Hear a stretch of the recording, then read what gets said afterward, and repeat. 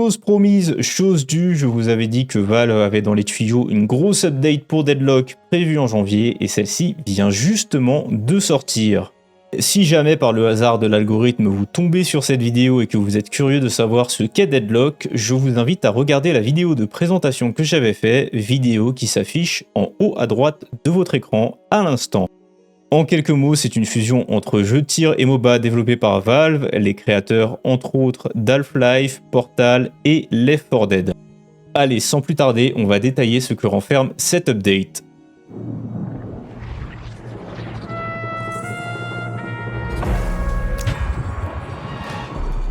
Le premier gros ajout de cette update, je vous en avais parlé, ce sont les 5 nouveaux personnages. Alors, il va falloir prendre votre mal en patience car pour l'instant, ils sont bloqués et on ne connaît pas leur capacité, mais il y a certains détails qui ont fuité. On a donc dans un premier temps Apollo qui est un escrimeur et dont le gimmick ce serait de contrer les capacités ennemies un peu à la manière d'une Fiora et un peu à la manière de l'item Counterspell dans le jeu.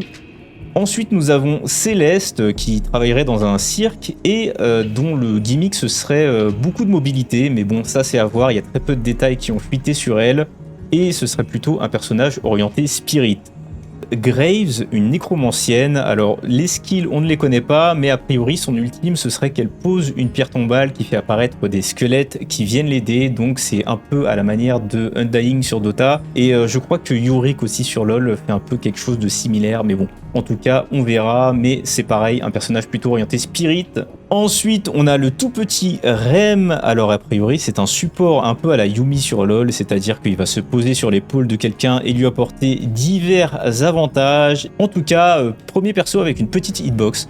Silver, comme vous pouvez le voir, le gimmick du personnage, c'est que c'est un loup-garou ou une loup-garou, je sais pas si ça s'accorde. Bref, le personnage a deux formes, une forme humaine et une forme animale.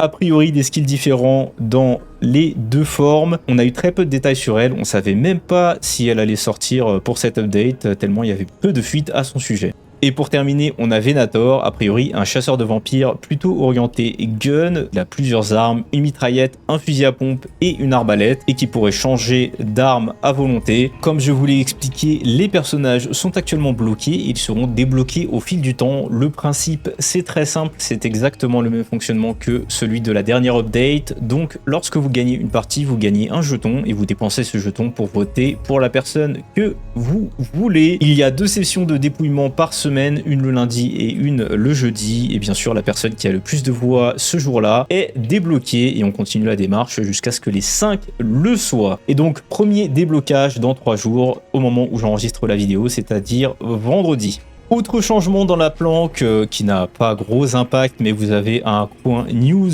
ici où vous avez les dernières updates et comme vous le voyez ici ils n'ont pas de problème de RAM parce que les PC tournent à la magie, c'est magnifique. Dernière chose que je voulais vous présenter dans la planque, ce sont les nouveaux items. Vous avez un T2 qui s'appelle Recharging Rush. C'est très simple, si vous avez un skill à charge comme par exemple la batte de baseball de Billy ou alors les cartes de Race, si vous faites 200 points de dégâts ou plus sur un intervalle de 3,5 secondes, vous allez recharger instantanément ce skill, en tout cas sur une charge. Et ensuite, un T3 qui s'appelle Ballistic Enchantment. Vous choisissez un skill à améliorer. Ce skill, il va avoir plus 30% de zone d'effet. Et pour chaque personne que vous allez toucher à l'avenir avec ce skill, en même temps, je précise, vous allez gagner plus de 10% de dégâts temporaires sur votre arme. Vu que je suis Billy, je peux vous faire une petite démonstration de Recharging Rush. Vous allez voir, c'est très simple. Je vais aller tabasser Abrams avec mon 1. Et en le tirant dessus, j'ai récupéré une charge sur ma batte de baseball. Je suis passé de 35 secondes à 5 secondes, donc ça va être très fort sur les persos à charge comme Race ou Billy, à voir avec le temps si cet item devient méta. Ensuite, il y a toute une palanquée de changements mineurs que je ne vous présente pas dans cette vidéo. Si vous êtes intéressé, vous avez le lien en commentaire épinglé pour la page de l'update avec tout le détail de ces changements. Le deuxième changement majeur que je veux vous présenter, c'est la refonte des bases. Donc on va aller sur Explorer New York tout de suite. Je suis passé sur Calico, vous allez comprendre pourquoi juste après, mais en attendant nous sommes sur la base anciennement du Mécène d'Ambre qui est maintenant la base du roi caché, The Hidden King. Et comme vous le voyez, ça a beaucoup changé au niveau visuel. Ici, vous avez les tours T3 qui ont changé d'apparence. Et à l'intérieur, vous avez une esthétique un peu entrepôt, un peu usine désaffectée, avec le spectre de notre mécène qui plane au-dessus d'une statue en feu. Le principe, c'est que cette base va avoir une esthétique usine et la base de Saphir va avoir une esthétique musée.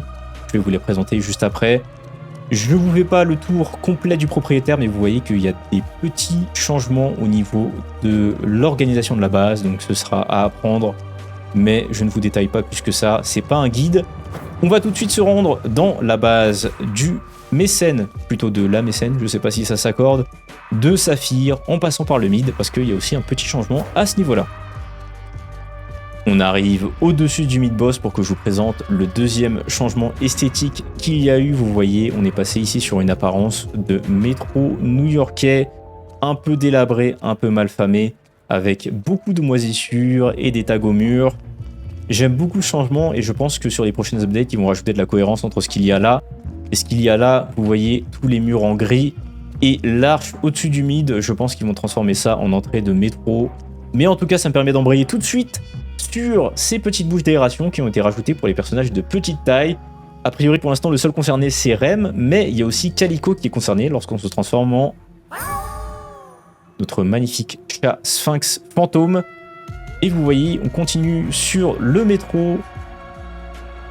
On va avoir une magnifique rame. Et vous voyez, ça a rajouté tout un circuit souterrain à apprendre. C'est un vrai bordel.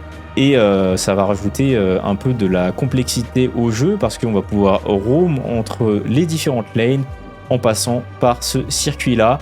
Il y a des petites boîtes pour récupérer de l'argent pendant qu'on roam. Et faites attention, si vous vous transformez en Calico, vous pouvez vous retrouver bloqué ici tant que vous ne récupérez pas votre cooldown pour Ava. Nous voici donc devant la base de Saphir. Ici, vous avez la nouvelle apparence des tours T3. Et à l'intérieur, comme je vous l'avais expliqué, c'est un musée. Donc, on a différentes stèles, sarcophages et hiéroglyphes exposés. Sur les côtés, il y a des étagères remplies d'articles de musée. Et personnellement, je préfère beaucoup cette esthétique à celle de la base d'Ambre, avec son usine un peu désaffectée. Il y a ici le spectre de notre mécène qui plane au-dessus de la statue, qui je suppose sera à attaquer lorsque le mécène est affaibli. Sur le côté, vous avez les hôtels, et on va faire un petit tour rapide de la base pour voir à quoi ça ressemble. On va pas partir dans les détails, juste un petit coup d'œil. Et pour terminer cette vidéo, le dernier ajout majeur de la mise à jour, c'est un nouveau mode de jeu qui s'appelle Street Brawl que vous voyez là. C'est du 4v4 et a priori la volonté c'est d'avoir un truc un peu plus casual et rapide que les parties normales. Donc pas de mécanique MOBA avec l'économie et les items achetés au shop. Par contre, on va vous proposer une sélection d'items gratuite mais aléatoire tous les rounds et vous allez devoir détruire une tour ennemie. Ça a l'air très marrant et ça a l'air très déséquilibré, donc on va se tester ça pour terminer la vidéo tranquillement. Vous voyez la sélection de personnages que je me suis fait. J'ai essayé de prendre les persos qui ont un peu de spirit et un peu de gun, même si le build spirit de Abrams c'est un peu éclataxe au sol. On va voir ce que ça donne. Sans surprise, j'ai Abrams. Je pense qu'il ne doit pas être beaucoup joué dans ce mode.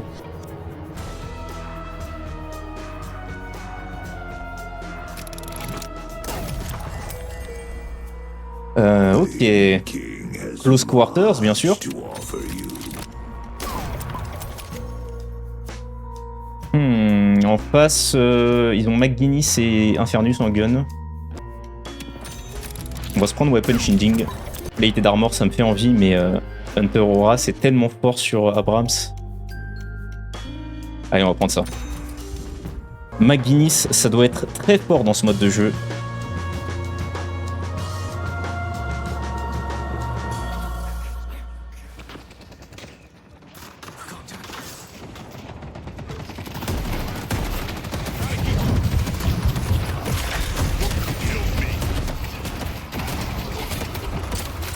C'est un échec dès le début.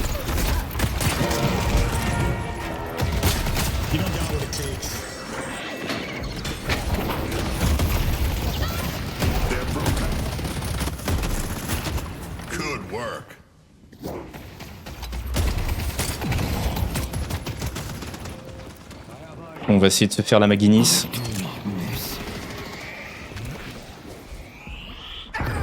Ok.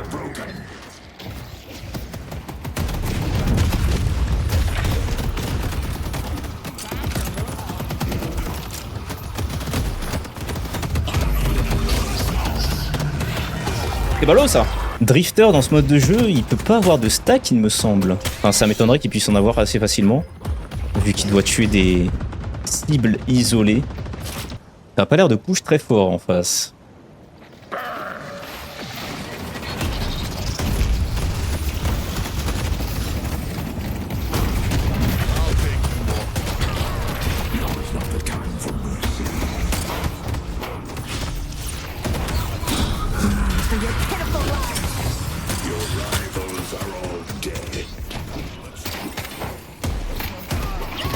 Ok, très bien.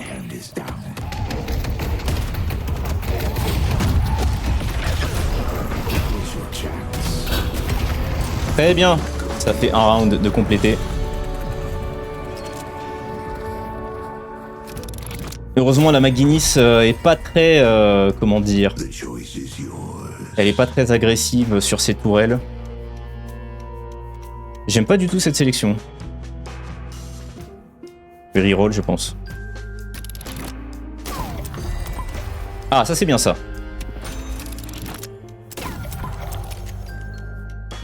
Life Strike, est-ce que je fais mon gros sac?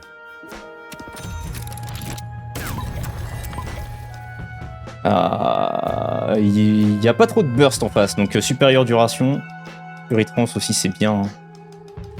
Aïe aïe aïe. Duration pour mon A. Enfin pour mon A, pour mon 1 plutôt. Allez, duration.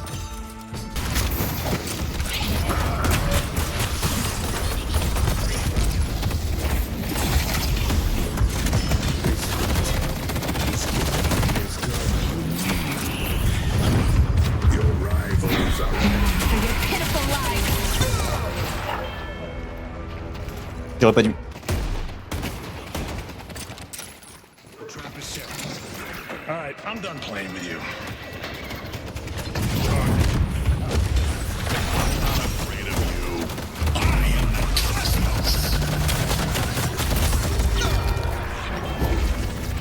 Bon, Dynamo ma solo ult, je pense que c'est worse.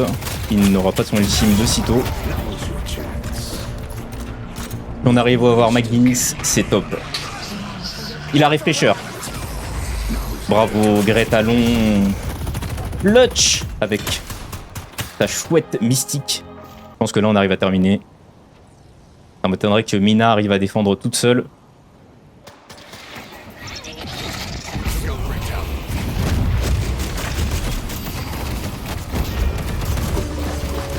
J'aime pas du tout cette sélection. Reroll. Ok, c'est éclataxe. DK pour Infernus? Ouais, j'aurais pas dû utiliser mon reroll. Hein. C'est vraiment pas bon. Hein.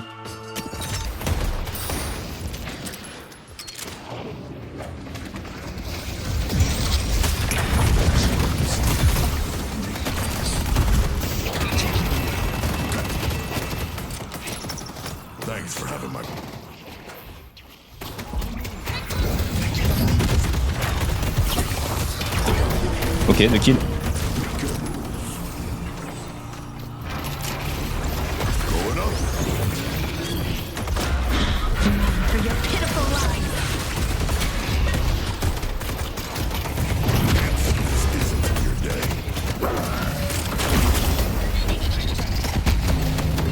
Ça c'était 100% de ma faute. J'ai pris la confiance.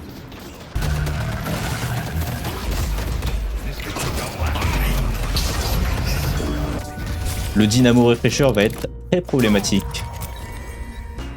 Cœur pour Mina, ça c'est bien ça.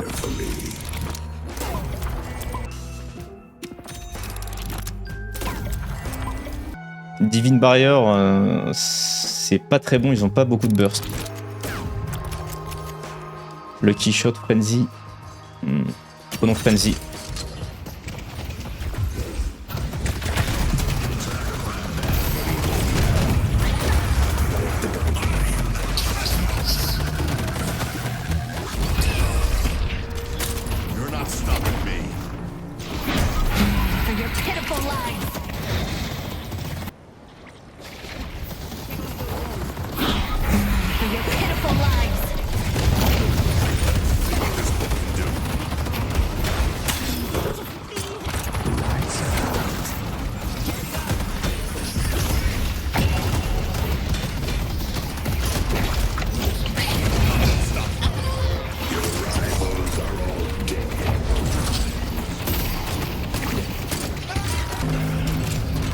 Dynamo est revenu. Il va falloir la jouer intelligente. Et là, notre tour est bientôt morte.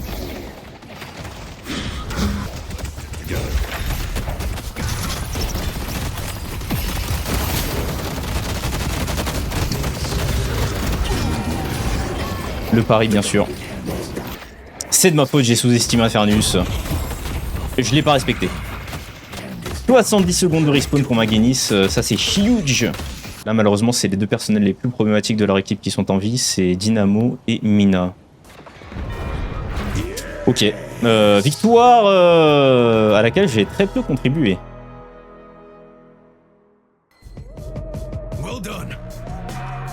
Bravo Grétalon, c'est vrai que moult chouettes mystiques ont été envoyées. Et ben c'est très sympathique ce mode, je pense que l'équilibrage viendra bien après. Il ne reste plus qu'à attendre lundi pour le déblocage du premier nouveau personnage. Je pense que ce sera Rem en premier et Venator en second, mais on va voir si l'avenir me donne raison ou non. Si vous avez apprécié la vidéo, vous connaissez la chanson. Pouce bleu, abonnement et commentaires m'aident grandement et je vous en serai très reconnaissant. En attendant, comme d'habitude, je vous dis gardez le sourire et on se retrouve sur une prochaine vidéo. À la prochaine!